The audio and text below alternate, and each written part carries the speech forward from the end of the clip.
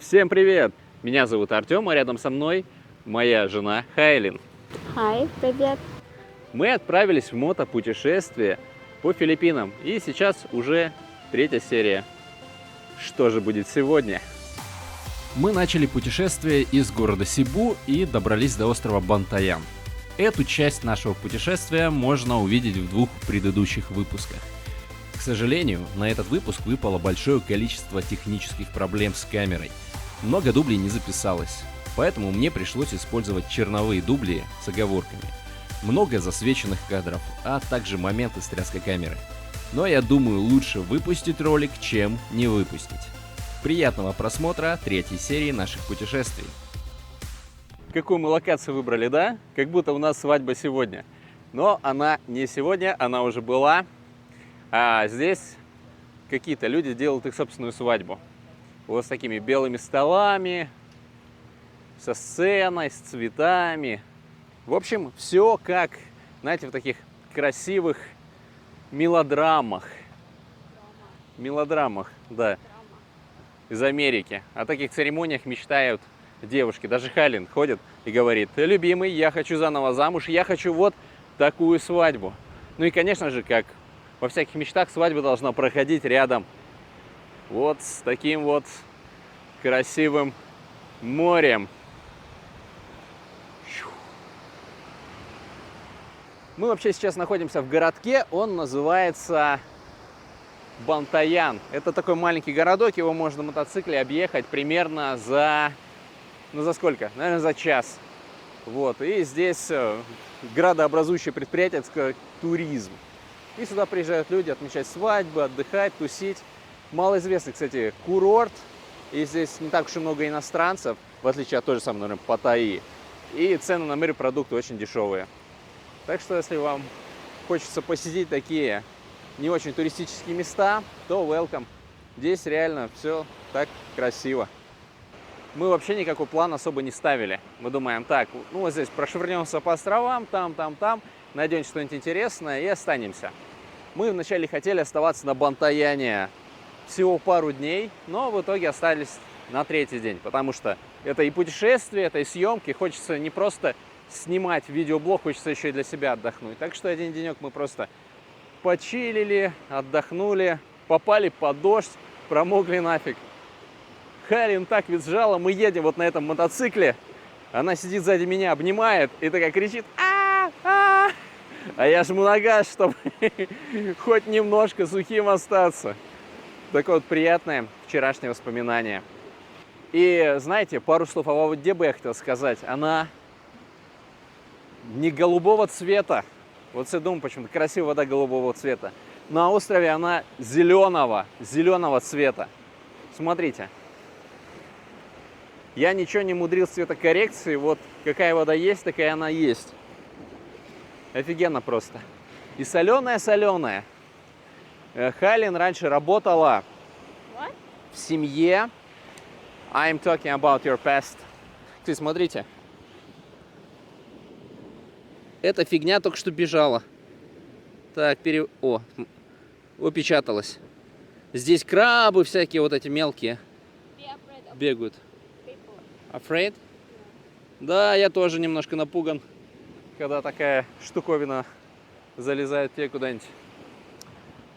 И Хайлин говорила, что корейцы, они предпочитают тусить в бассейне, а не в океане. А я думаю, какой нафиг бассейн, когда такая красотища есть. А потом понял, в чем прикол. Да, это красиво, и вода тепленькая, но она соленая. И вот кожа покрывается как будто такой солью. Ну, как будто порошком. И это создает такое неприятное ощущение. И по сравнению с этим в бассейне купаться более комфортно. Но менее интересно, блин. Все-таки вот такие волны, шум моря, красота неба. Но никакой бассейн этого не заменит. Ну и, конечно же, Филиппины – это рай для девушек, которые мечтают сделать селфи, поснимать что-нибудь. Хайлин меня чуть ли не каждые 5 минут просит, говорит: давай что-нибудь сфотографируем, что-нибудь поснимаем. Ну и, конечно, делаем кучу селфи. Так что я привезу кучу фотографий и понятия не имею, зачем они нужны. Но для девушек это важно. Давай. Опа. теперь у нас с вами есть совместное селфи, мои дорогие зрители. Ах да, что мы дальше собираемся делать? Сегодня мы едем на Негрос. Ну, то есть технически не на Негрос. Вначале мы возвращаемся на остров Сибу, потому что прямого сообщения по воде, особенно на больших судах, которые бы могли перевозить мотоцикл, ну, такого нет. Поэтому мы возвращаемся на Сибу, едем там километров 100 примерно, останавливаемся в резорте, и пока еще светлый день, мы что-нибудь походим, вам интересное поснимаем. Вот, кстати, отель, где мы сегодня ночевали, и который нам, в общем-то, и в целом понравился, называется Marlins Beach Resort. Стоимость 3000 филиппинских песо за одну ночь, плюс включен завтрак. И в этом номере есть даже горячая вода, хороший новый кондиционер. И выглядит он, знаете, не прям как обычная комната, переделанная под отель, а как действительный отель. Лампочки, пальмы, всякая такая красота. Ну, мы уже подготовились, мы уже упаковали все свои вещи. Смотрите, что мы используем для того, чтобы передвигаться на мотоцикле. Вот такие вот сумки. То есть они перекидываются через сиденье. И вы все еще это увидите своими глазами, как это все работает. Ну и пойдемте покажу вам нашего железного коня, на котором мы ездим. Отгадайте, который. Смотрите, сколько мотоциклов. Это основной способ передвижения здесь на Филиппинах. Ну и самый дешевый, конечно же. Плюс в провинции многие ездят без прав. Но так как я живу в Сибу, мне пришлось сделать права, так как там часто проверяют документы. Вот это наш транспорт. Это скутер, городской скутер. Бургмен на 124 куба. Объем топливного бака 5,5 литров. Этого хватает где-то на 300 километров. То есть производитель говорит, что на 340, но по факту мне кажется на 300. По крайней мере, у меня такой опыт.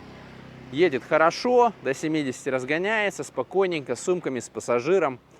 Выглядит хорошо. Ну, я еще прилепил сюда вот эти наклейки светоотражающие, чтобы нас было лучше видно ночью, чтобы никто не влетел. Видите? Наклейки-то дешевые. Жизнь бесценна. Так, ну давайте подгоним и погрузим сумки. Брум-брум-брум, брум-брум-брум. Конечно, было бы эффектнее его завести, а не вот так вот тащить. Но для этого нужно 2 руки. Но если ускорить, будет выглядеть, что как будто я еду так. Бррррр, очень быстро. Помните, здесь сумки были, да? Вот неизбежный минус, когда у тебя нет оператора, ты сам снимаешь. Я заснял интересный момент, как мы грузили эти сумки, как нам помогал охранник, и еще я показал его пистолет.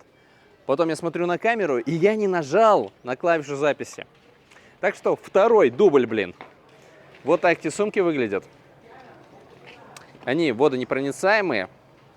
И, в принципе, все, что нужно для Филиппин. Купила их примерно за 3000 филиппинских песо. По текущему курсу это где-то 5000 рублей, что очень бюджетно. Плюс на них еще есть такие светоотражающие штуки. Так что у меня как автомобиль Бэтмена. В ночи весь сверкает. Ну все, двигаем на пристань. My love, I want to eat. Так, пацаны, планы меняются. Едем вначале кушать. Бай-бай!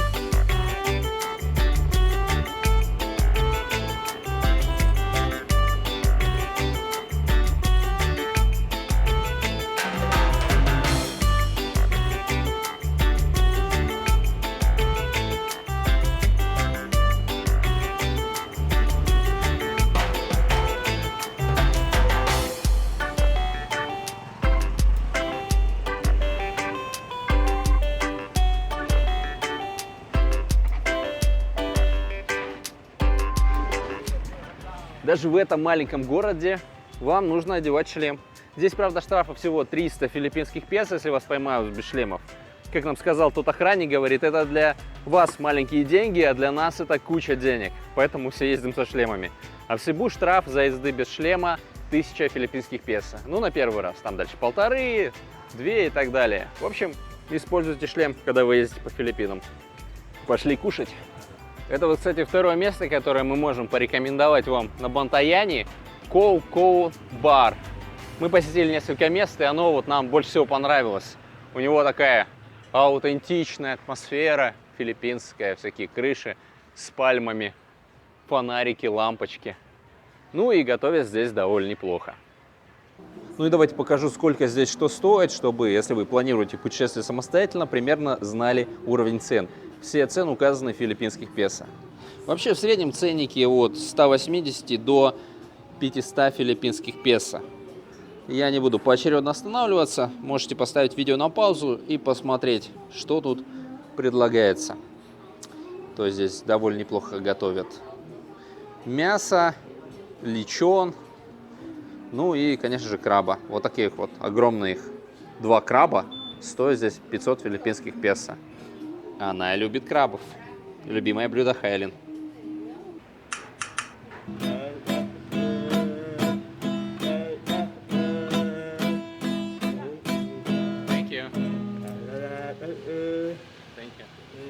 Вот очень классно, когда люди, казалось бы, даже в безвыходном положении умудряются зарабатывать деньги. Вот, казалось бы, ты пенсионер, да, с какими-то там недостатками внешности, здесь, на острове, деревня, считай, и все равно находит способ зарабатывать. Это достойно уважения.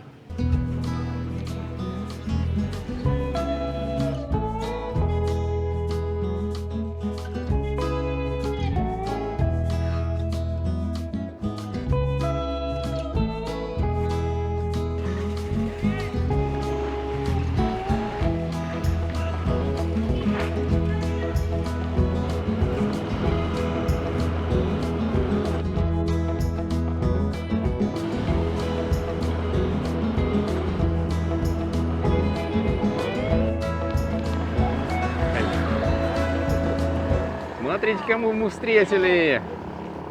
Здорово, Бен. Здорово. Да у меня руки только с этой. Смотрите, кого встретили. Буквально сколько? 4 минуты назад, да? Ты написал, что на Бантаяне? Да. Студент со школы. Он пропускает занятия ради того, чтобы посетить Да, Бантаян. надо перерыв чуть-чуть сделать, отдохнуть, почалить. Правильно. А чего ты Бантаян выбрал? Я не знаю, все советуют, решил посмотреть. А, Да. как тебе атмосфера, так сказать, первые? Слушай, я только дошел, но пляжи прям сразу видно, там пошли вдоль берега. Нормально, нормально. Сейчас посмотрим. Кайфово. Пару слов про Филиппины. Не жалеешь, что приехал? Пока нет. Пока нет, дальше будет видно. Как у тебя английский продвигается в школе английского языка? Ой, тяжело, но словечки залетают в голову. Ты же вообще с нулем приехал, да? Ну, пару фраз, может, знаю. Ну, знал, точнее. Сейчас уже больше. Уже не страшно путешествовать и, ну, как-то там, с местными изъясняться? Я как бы человек, так сказать, сорвиголова. Поедешь на море? В час ночи мне один раз позвонили. Поедешь на море? Я говорю, поеду. Говорю, когда? Он говорит, сейчас, выходи. Я полотенце взял, шорты взял и вышел. Так что это нормально. В общем, Это нормально. путешествуйте. Каждый может путешествовать. Это да. Это точно. Главное не откладывать. Главное не откладывать. Взяли, есть немного денег, взяли эти деньги и в путь. Кстати, хочешь прикол? Вот у нас прямо перед носом. Вот, велик. Lalav, could you please recording this bicycle? Смотри, какая штука. Заметил, там иероглифы стоят? Ну, чайно? Это китайский шеринговый велик. Я когда жил в Китае, на таком ездил. Здесь замок должен быть. Ты сканируешь QR-код, он открывается, Сперли, и ты привезли едешь. сюда? Да, и причем их тут много. Мне кажется, целые рейсы просто гоняют этих великов. Видимо, из Китая сюда перевозят. Я уже не первый раз вижу на Филиппинах такие велики. А может, их продают. Вы здесь долго были? Мы здесь 3 дня. Ну и как? Насколько я помню, каждый час здесь от верфи отходит корабль. Ну что, чая нету. Чая здесь нету. Что тут у нас есть? Выбор бухла огромный. Давайте я вам покажу. Огромный выбор дешевого бухла. Стоимость до 150 филиппинских песо. Здесь столько выпивки, что можно спиться. Ну все, мы поехали, давай. До скорой Давай. встречи в школе. Удачи тебе кайфануть. Пересечемся. Все, бай-бай. Так, ну, двинули в порт. Возможно, вас заинтересовало, из какой такой школы этот студент и можно ли туда поступить учиться. Вот подробности. Я приглашаю вас изучать английский язык на Филиппины, в город Себу, в школу английского языка, где я работаю менеджером. От 4 до 8 уроков в день в языковой среде быстро прокачают ваш уровень английского. Помимо обучения, также школа предоставляет проживание, питание, прачечную, бассейн. В общем, все под ключ. Если вас заинтересовал такой способ не только отдохнуть на Филиппинах, но и провести время с пользой, пишите мне на почту artemsibu@yandex.ru либо в телеграм-чат @artemsibu. Я оперативно с вами свяжусь и отвечу на все ваши вопросы. А мы погнали дальше. До порта мы добрались буквально минут за 5. Остров-то небольшой. Еще на подъезде нам стали махать какие-то мужчины и пытались что-то нам сказать. Как оказалось, это были местные помогалы, которые хотели помочь с оплатой билета. Ну и что, идем платить за перевозку байка? Вначале нам нужен номер. Где у меня номер здесь? Вот, мои данные. Мне порой кажется, что из этого шлема мне уши отвалятся. Эти ребята такие деловые, они, они помогали, но помогали на зарплате у этого места. И, соответственно, им ничего не платишь, они тебе просто помогают провести вот эту процедуру. Довольно интересная работа. И, в общем и целом, удобный. Но вот они все стараются быстро делать, они берут у тебя вот этот вот документ с твоим номером на мотоцикл и бегут оформлять его. А за пару секунд ты не успеваешь запомнить его внешность. И в итоге ты заходишь, только думаешь, а где мои документы на мотоцикл? Что вообще происходит? Но зато быстро. Пошлина, кстати, получилась 1030 филиппинских песо за нас двоих и за мотоцикл. Нужно заполнить имя и фамилию, соответственно, меня и Кайлин. Ну все, короче, успешно мы получили документик, вот он так выглядит. Ну и, конечно же, эти ребята работают за небольшое вознаграждение, он так намекает, типа, будет ли у вас что-то? Я бы ему дал, но у меня остались самые крупные купюры. Говорю, Gcash есть электронный кошелек? Они говорят, нету. Но вот хочется ему дать какую денежку за помощь. Ну как, пойдем деньги менять. Меняли 1000, теперь у меня есть купюры поменьше. Пошли давать этим чувакам 100 песо. Причем, так интересно, мне они сказали, уважаемый иностранец, типа, дайте столько денег, сколько вам не жалко. А Хайлин, она филиппинка, она говорит, ну вот вы еще должны заплатить охраннику 55, а за каждого пассажира 10. Мне кажется, это такая разная легенда для разных пассажиров. Но я не знаю, как на самом деле. И 100 филиппинских песо мне не жалко дать. Ну, парни-то помогли. Так бы я чуть подольше возился. Пошлите им, дадим деньги и все. Все, thank you. Okay, thank you. You go inside now. Yeah. Ага, походу квест нужно сдавать этому товарищу. Bilang, Да. ticket. А у нас документы есть. Вот, прошу. Nata 55 dre, ma'am. Kasi pay. Payment sir. А? 55 pesos. А, и здесь. Короче, мы, видимо, тому чуваку просто сотку подарили. А 55 действительно нужно заплатить охраннику. Блин, все зарабатывают на этом острове. Просто все зарабатывают. Радует только одно, что стоит все очень дешево. 45 Thank you. Дали мне совершенно умотанные двадцатки. Это самый маленький номинал. За одну двадцатку, наверное, только воду можно купить. Но эти здесь как будто побывали в аду. Теперь мы можем проезжать.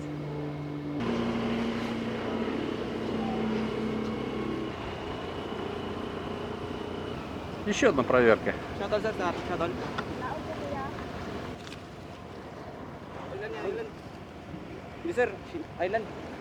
Ну вот, на фоне этого безбрежного моря мы будем ожидать следующие 40 минут наш корабль. Но, к счастью, вам не придется ожидать вместе с нами. А вот, между прочим, с той точки мы и начинали наш сегодняшний выпуск. Не так уж и далеко до порта, не правда ли? Что же собой представляют водные пассажирские перевозки на Филиппинах? После прибытия в порт и покупки билета вы ожидаете ваш корабль. В первую очередь выходят люди и выезжает транспорт. Потом вы паркуете ваш транспорт на палубе и проходите в помещение для пассажиров. В большинстве кораблей установлены обычные деревянные лавки. А также во время плавания вы можете купить лапшу, снеки и газировку. Но на этом судне также оказались и двухъярусные кровати. Мы заняли кровать с самым красивым видом на море. Филиппинское море выглядит потрясающе из любой точки. И я использовал любую возможность, чтобы им полюбоваться. Впереди было около 2 часов пути, и мы попытались поспать.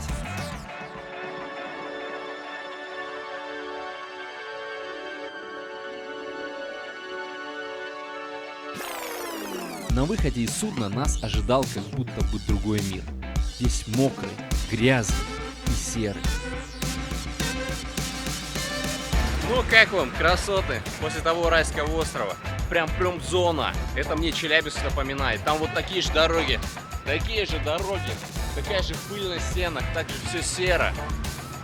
Да, мне кажется, промзоны во всем мире выглядят одинаково. Ну ничего, должны быть всегда контрасты. Когда ты путешествуешь, ты должен быть и в классных местах, и в не очень классных, чтобы создавался такой контраст, и чтобы тебе было кайфово от классных мест. Да и промзона на Филиппинах, она не такая уж и большая, продолжается всего минут 10. И мы снова вернемся в наши красивые, чистые природные заповедники. My love, how do you feel? Sleeping. Да, мы подрыхли немножко на этих кроватях. Я почти даже заснул. Довольно комфортные кровати оказались. Беруши в уши и спишь, и все. А Халин умудряется и так спать без беруш. Ну и сейчас нас ждет отель. Я никакой отель не бронировал. Хочется заехать в разные места, посмотреть, где подешевле, где покомфортнее. Ну потому что, сами знаете, фотографии от реального положения дел часто отличаются. Другое дело, что сейчас выходные, и мест может не быть. Ну, понадеемся, нам повезет. К счастью, довольно скоро мы нашли хороший отель. Приехали и легли спать. Следующее утро встретило нас уютом, как будто извиняясь за ту ужасную промзону. Все выглядело даже лучше, чем мы ожидали. Ухоженные дорожки, цветы, кусты. Именно в таком месте ты хочешь оказаться после долгой дороги. И как бонус нас ожидал красивый бассейн с видом на море, но в котором мы так ни разу и не искупались. Почему? Сейчас расскажем. В общем, что происходило вчера? После того, как мы отъехали с пристани, мы начали двигаться в сторону переправы. И, разумеется, нам нужно было найти отель, потому что мы бы уже не успели приехать на другую пристань и отправиться на Негрос. Да, и, честно говоря, подустали и задолбались, хотелось уже спать. И я ехал по трассе, ехал. Вначале было светло, солнечно, красиво, и потом очень резко так раз, и стало темно. И ты едешь, и темно.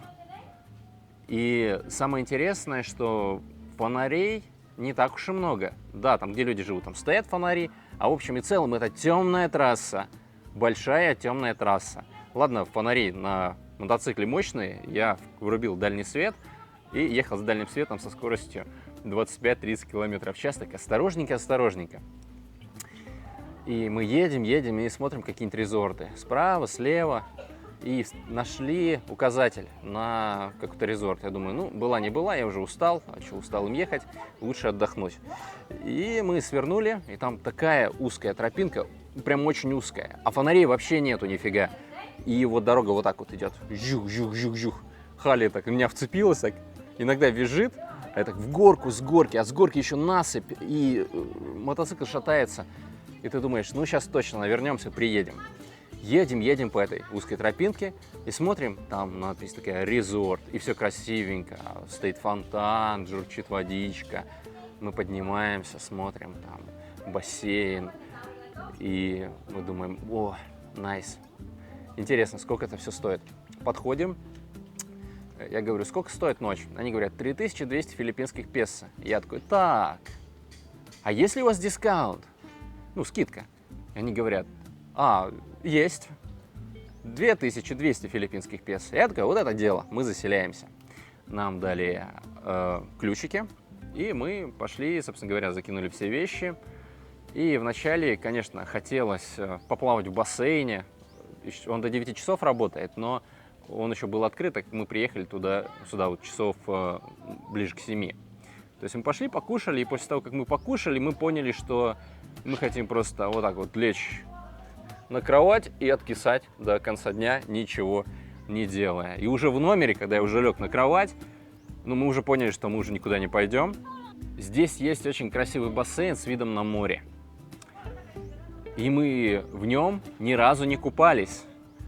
То есть даже два бассейна. Один вот за нашей спиной, а другой вот рядом с нами, справа от нас находится. Очень красиво, очень классно, можно в нем плавать, любоваться на море. Но дорога приключений зовет. Был вариант остаться здесь еще на один день, но мы все-таки решили дальше двигать. Почему? Этому способствовало две причины. Мы с утра проснулись, и я был в раздумьях, оставаться здесь или нет. И мы решили вначале покушать, потому что чего на голодный желудок принимать решение. Пошли кушать на завтрак. Завтрак не входил в стоимость, он стоил 350 филиппинских песо, но нам так сказали, что он будет столько стоить. Пошли, и вот на Бантаяне, какой завтрак был? Это вот в прошлой серии вы видели Бантаян. Там был бекон, яйца, сосиска, тосты, масло, джем, кофе, сок. В общем, такой человеческий классный завтрак за те же самые 350 филиппинских песо. Здесь входил рис, то есть обычный рис, одно яйцо, которое вам могли приготовить как омлет, либо как там, обычное яйцо. И вот это вот типа тушенки на филиппинский манер. Причем вот из банки обычной, дешманской, на вкус была именно такая. И она стоила, как потом оказалось, 300 филиппинских песо. Ах да, еще Хайлин заказал молоко теплое, а мне принесли кофе. И после того, как я это все покушал, мой живот понял, что нужно отлучиться.